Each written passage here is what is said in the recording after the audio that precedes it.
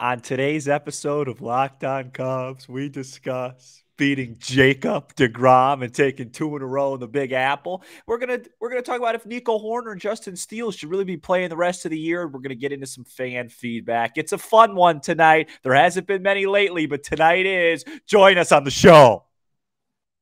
Locked On Cubs, your daily Chicago Cubs podcast, part of the Locked On Podcast Network, your team every day.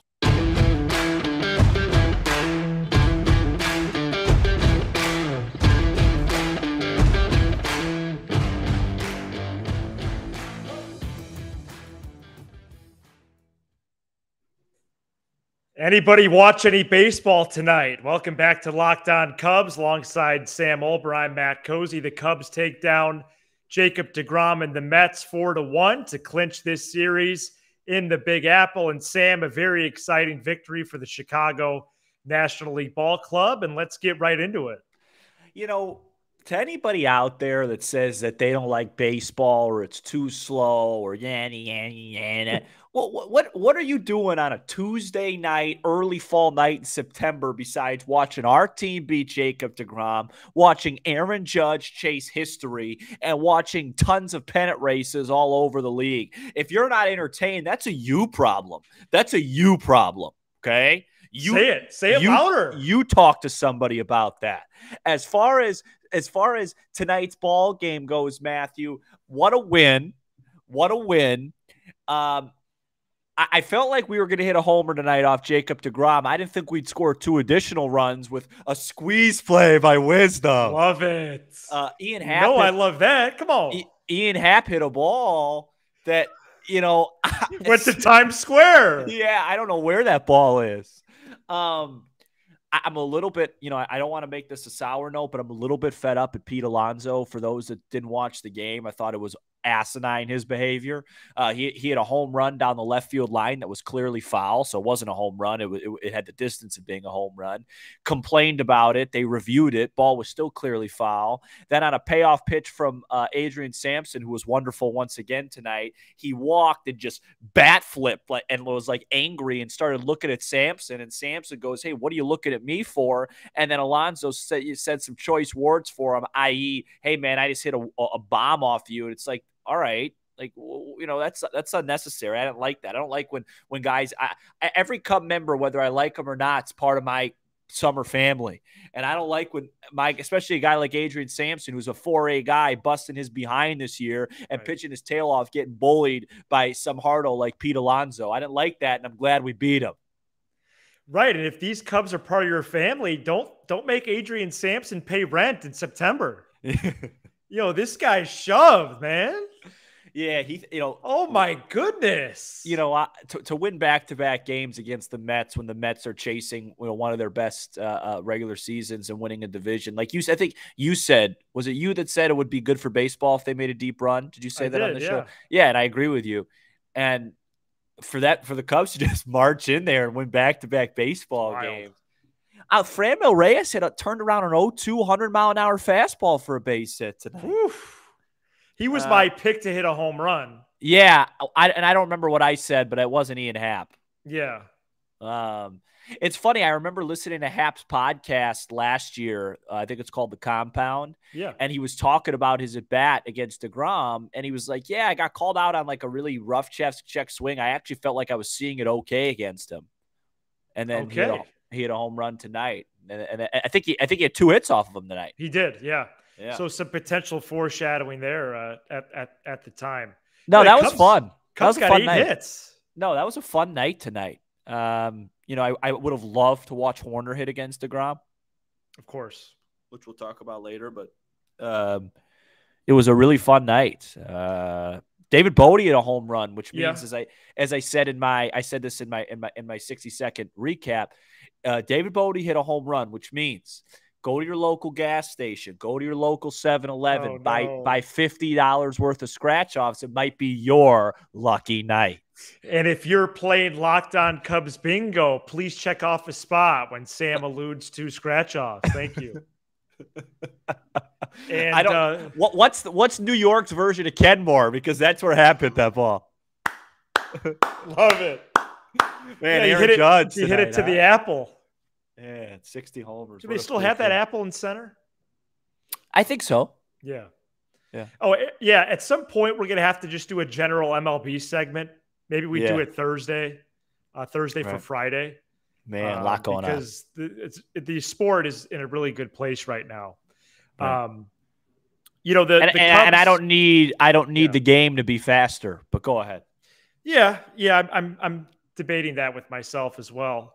It was great to see us, especially against a pitcher like DeGrom, and it probably goes without saying, but you have run scoring chances early in the middle innings, and you get a sacrifice fly, Yan Gomes, and you get a squeeze bunt by Patrick Wisdom. And this is the game where you have to do that stuff. And I love to see baseball like that. And good calls by Ross. And Ross was locked in from the beginning. He actually he really gave it to Laz Diaz tonight, which was nice to see. Okay. I think it was an early check swing on Suzuki. He did not go around. And Laz called a strike without appealing. And Ross was like, it's too early. He said something funny. It's like, come on, Laz, be better than that, whatever. It was a nice night for Ross. He was engaged in this game. Oh, very good. Very good. Adrian Sampson's line tonight, Sam. I just wanted to read that for the peeps. It's going to be 6 innings, no earned. I think he walked 3, gave up a couple hits. Is that right? Yeah, you're close. 6 innings, 2 hits, no runs, 4 walks, 3 Ks. Rucker and Hughes finished out of the pen. What's Michael Rucker's ERA now? Is it under 4 yet? I think so. I don't have that in front of me. Oh, well, I could pull it up really quickly. That's the beauty of this. Sorry about that. No, you don't have to apologize. I can pull that thing up faster than God knows. But 424 for Rucker. It's like you're going to the hoop like Kobe. Man, when I got a Kobe great shirt on today. R.I.P. One of the greats, one of my heroes. Was this the best Cubs win of the year? 3-1-2, 8-3-4, 4-6-3-4. Sam? It's a good question. I don't think any win in September when you're 80 out is the best win of the year. Right. But might be one of the most fun. It was a lot of fun, though. Yeah. Yeah, it might be the most fun. Yeah, might be the most fun. And to potentially, I'm knocking on something here in my place. Is it wood? Because I'm at a wood table. Get out the brooms tomorrow. It's going to be potentially, man. Okay, which would be great for the program. Oh, man. And we'll see if that can happen. What's the matchup there? It's going to be Drew Smiley versus TBD. I think it's still is Peterson not pitching anymore? I think they got a TBD situation in New York. So it might be an opener for the Metropolitans. In which case, the Cubs need to get some early runs and never look back, just like they did tonight. Ironically, tomorrow's their most favorable pitching matchup. Yeah, 100, not even close, 100%. Yeah, right. Yeah, I remember previewing the series on Monday's episode. It was exactly that. If this was early in the season in 2023, this series would already be a birdie. Winning the first two games against the Mets, one of them against DeGrom, you'd be playing with total house money tomorrow.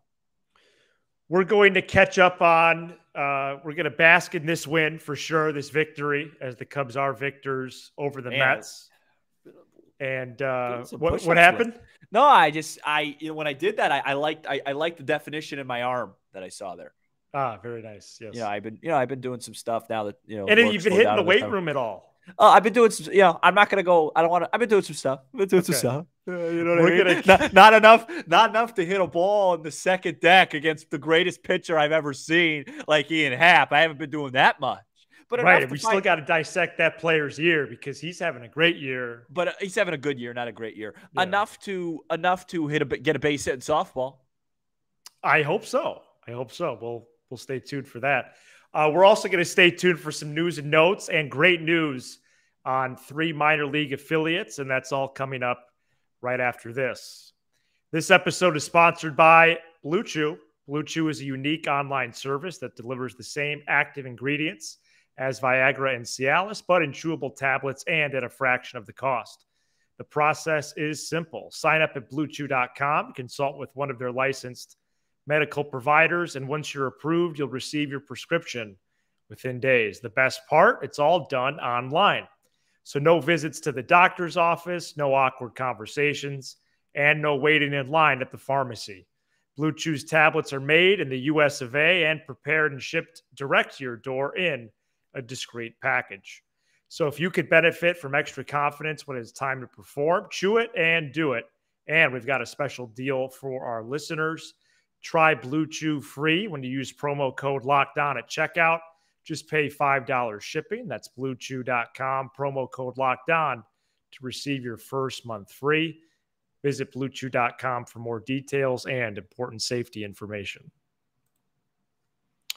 All right, we're back here on Locked On Cubs, where when I guest spoke in a class last Friday, they played that ad, and so that was a little bit awkward. But at least I got a laugh out of the people.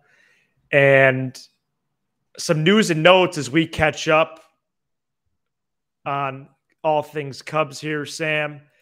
Nico Hoerner, there's really not a definitive timetable. Right now, he's day to day. Yeah. Let's circle back on him in a minute. Steele and Thompson through bullpens Monday. Steele is progressing, but unknown whether he will return. Thompson, on the other hand, will go out on a rehab assignment this Friday. And then we have an Adbert Alzolay update as he's made a few appearances at AAA Iowa. And we'll talk about his role. So let's go back to Hoerner. Well, I could bunch them all together. I think I'm fine with no Steele. I'm fine with no Thompson. The rest of the year would like to see Alzolay throw a game or two. I think it's important that Nico Hoerner comes back and finishes the season, though. I said that. He needs to play a full year. Okay. So I think he needs to come back and finish the year strong. I'd like to see him return this weekend. I really would. And if it's not this weekend, would you still like to see him come back for? I want him. I want him playing as many baseball games as he can. He's never played more than 100, whatever games it was. I think he had 100. He didn't even have 162 games going into this season. I want him playing. No. I want him playing as many baseball games this year as he can. The one thing I get concerned about with Hoerner is similar with Madrigal, outside of the fact that Horner's obviously way better, is just, can he hold up for 155 games a year? Right. And so it's a real concern. Yeah. I want to see him, come back strong and fight. If it means he's going to struggle. This is the time to struggle. It's almost like practice at this point. Mm-hmm. I want to see Nico Hoerner playing baseball. I do not want to see something like, hey, we're going to, out of precaution, we're going to rule him out the rest of the year. No, because what happens next year in September? What if we're in a race? We need him. Yeah, I have a little more mixed thoughts. I guess ideally for me, hey, folks at home, that's Matt's way of saying I don't agree with you. That's ideally for me, he would come back this weekend, but then they would shut him down later.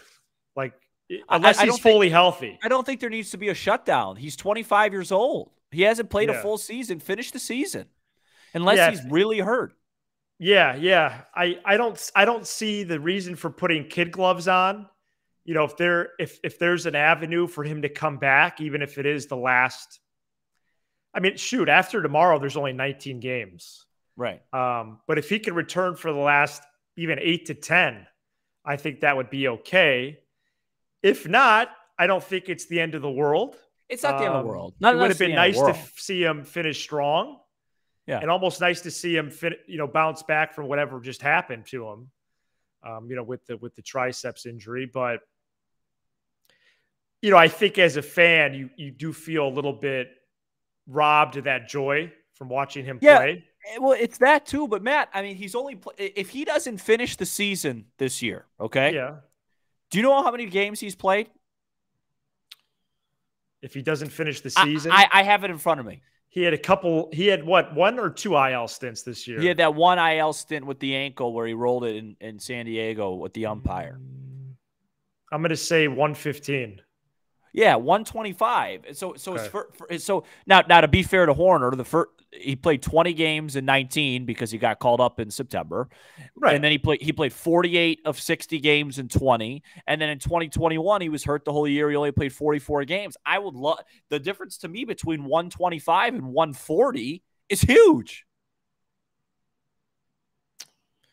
Just because you're translating that to the next year. Yeah, I want to be able to pencil him in for 150 baseball games next year. 100%. Yeah, you're right. You're right. So, 125, that's not enough for me. And Right. so, I would really like to see him come back. Again, is it a big deal? No.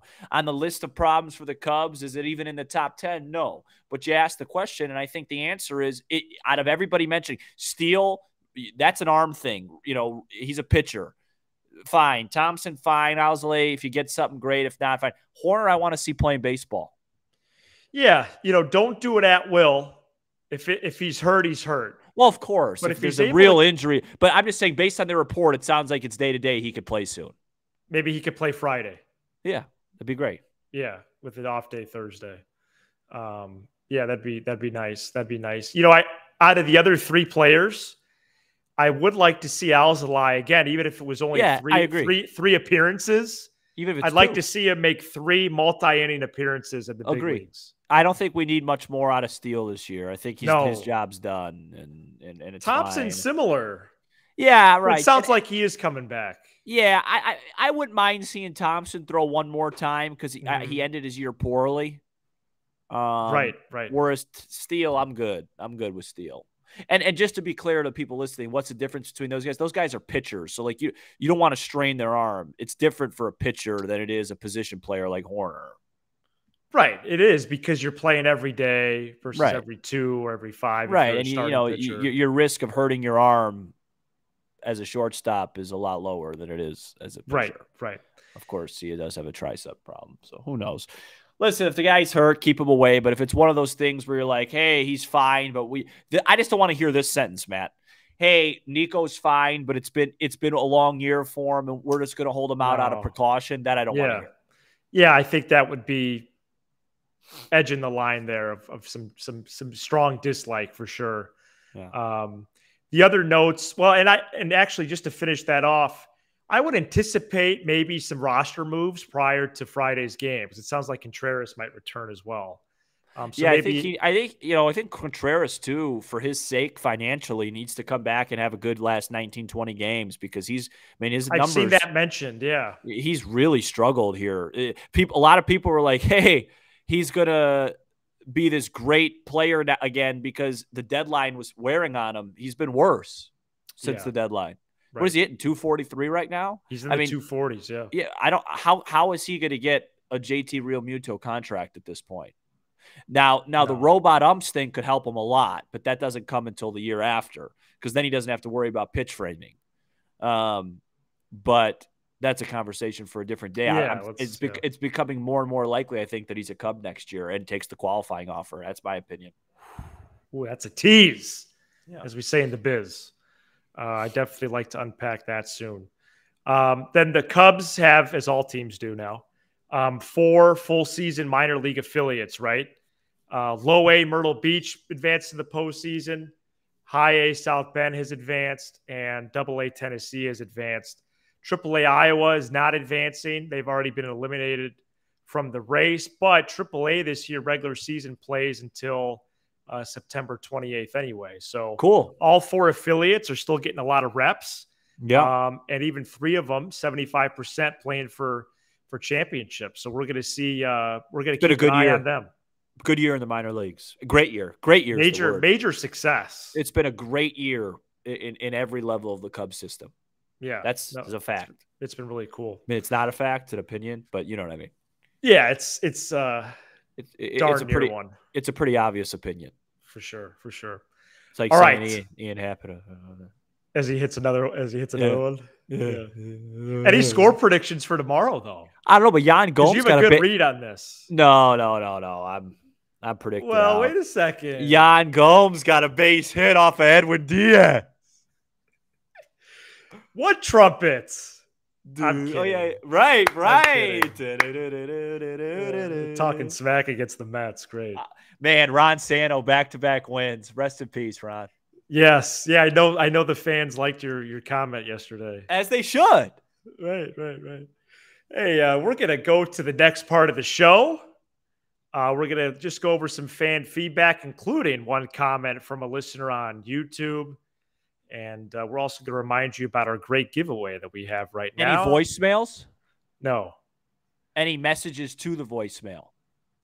Like specifically a phone call? No, like did we get any texts? We have one text coming up. Okay, because we don't talk about this before the show. I like to hear this stuff. Sometimes I get surprised on the show. We have one text coming up. It's more of a comment. That's coming up next. Okay, great. All right, we're back here on Locked On Cubs, your first listen every day. We're still riding high from this Jacob DeGrom win.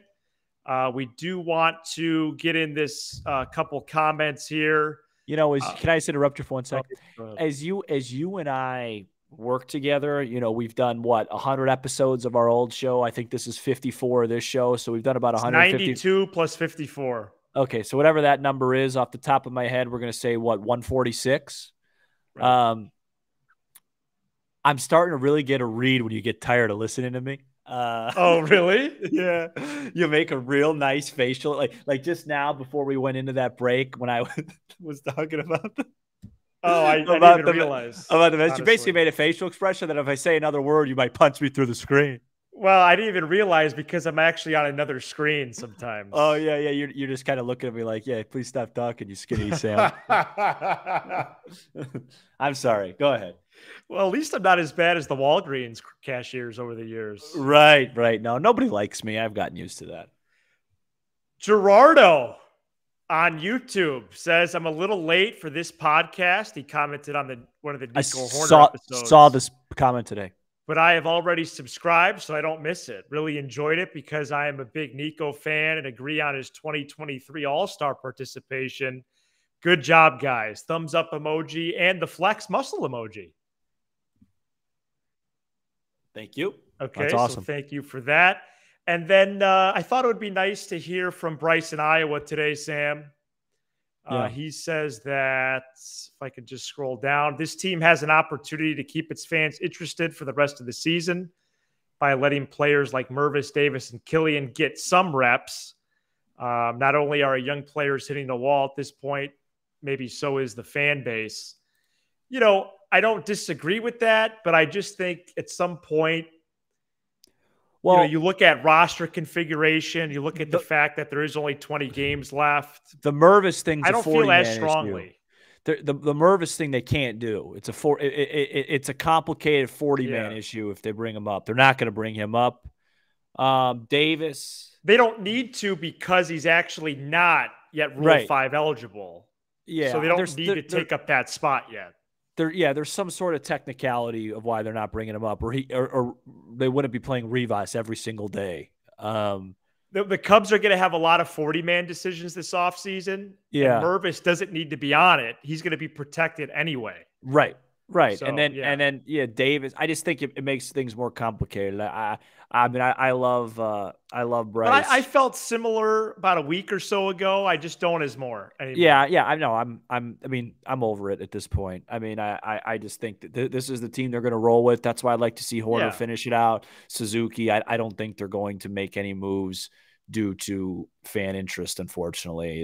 That they're just trying to get through this season healthy, make sure Davis stays healthy, and the fan interest is going to start. Oh yeah, you dancing a little bit, and the fan interest is going to start at Sloan Park in late February. Oh, nice reference to Sloan. We could add that to the card. Yeah.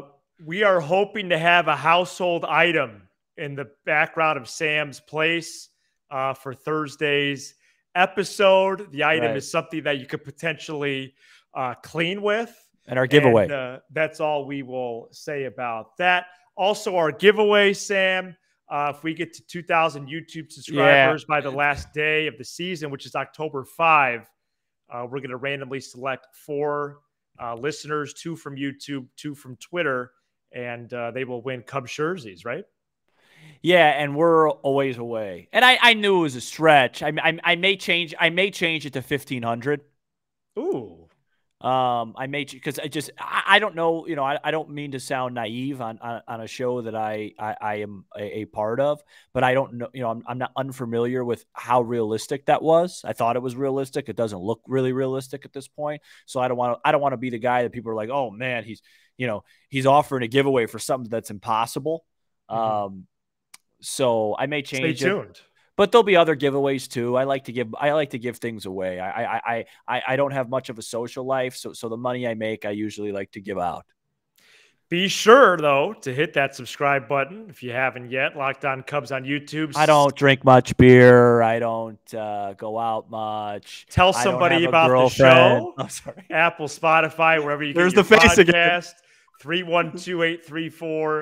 312-834-4634. Thanks for making Locked On Cubs your first listen every day. Now make your second the Locked On MLB podcast, where Paul Francis Sullivan brings humor, passion, unique perspective on every team and the biggest stories around the league. Definitely getting a little slap happy here, and for good reason. The Cubs beat Jacob deGrom. For Sam Olber, I'm Matt Cozy. This is Locked On Cubs.